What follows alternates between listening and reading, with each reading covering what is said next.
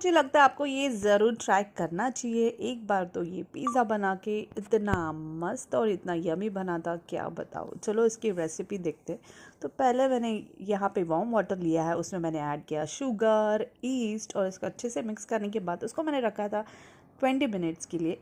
उसके बाद अच्छे से ढक के रखो। अगर आपका फर्म होता है, फूल जाता है, तभी आप इसको यूज़ करो। अगर नहीं हो रहा है तो प्लीज़ आप इसको यूज़ करके कुछ फ़ायदा नहीं है, पूरा रेसिपी वेस्ट हो जाएगा। उसके बाद मैंने ऐड किया उसमें नमक और ऑयल। आप चाहते हो तो इसमें बटर भी डाल सकते हो। उसके बाद मैंने लिया है ये मैदा और अच्छे से नीट किया है। उसको अच्छे से नीट करने के बाद मैंने इसको रेस्ट करने के लिए रखना होगा 1 से 1.5 घंटा। अगर आप उससे ज़्यादा रख सकते हो तो और अच्छा होगा। फिर उसको आप देख सकते हो इतना फ्लफ़ी बना था। उसके बाद फिर से मैं इसको नीट कर रही हूँ अच्छे से, और उसके बाद इसको मैं डिवाइड करी 2। तो इसमें अच्छे से बड़े बड़े 2 पिज़्ज़ा बन सकते हैं। तो मैंने ये एक पिज़्ज़ा बनाया है जो भी रेक्टेंगल है। और तो यहाँ पे स्प्रेड कर रही हूँ पिज़्ज़ा सॉस, और ये जो वेजिटेबल्स मुझे पसंद है वो डाला है। स्पेशली मुझे पसंद है कॉर्न एंड पनीर।